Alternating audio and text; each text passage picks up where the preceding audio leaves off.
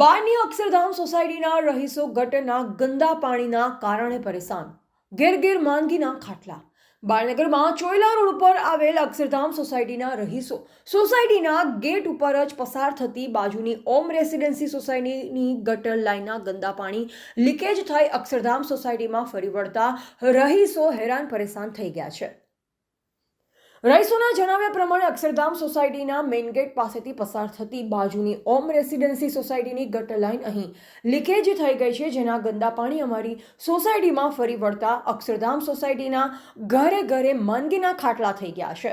તો એ વધુમાં જણાવ્યું કે અહીં છેલ્લા 1 મહિના ઉપરાંતના સમયથી આ ગંદા પાણી સોસાયટીમાં ભરાઈ રહ્યા છે, જેના કારણે સતત માંદગી ફેલાઈ રહી છે અને સોસાયટીના રહીશોને રોજ હોસ્પિટલની મુલાકાત લેવી પડે છે.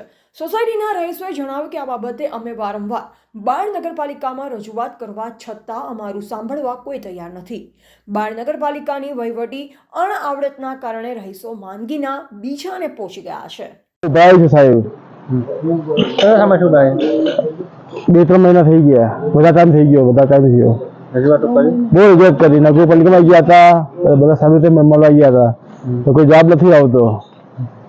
ને કે માંદગીના ખાટલા છે, બધા બીમાર છે, તાવ ઉધરસ શરદી બધા થઈ ગયા છે આ ગટરના લીધે.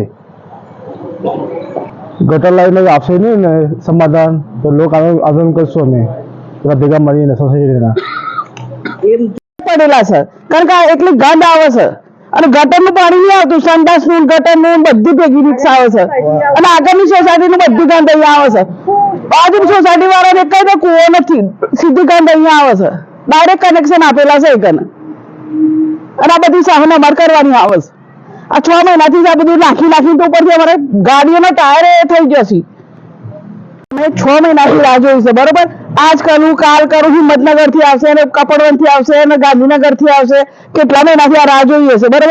હવે છેલ્લી છે ને કે જો અઠવાડિયામાં નહીં થાય તો અમે ખાડો પૂરી રાખીશું. પછી કોઈ અમને કમ્પ્લેન કરવા ના આવતા કે ભાઈ તમે ખાડો કેમ પૂર્યો છે.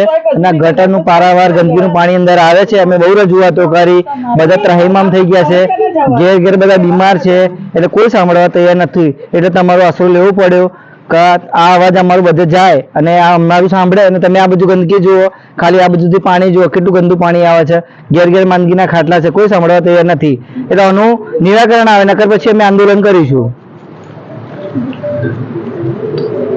રિપોર્ટર દિનેશ પટેલ, અરવલ્લી.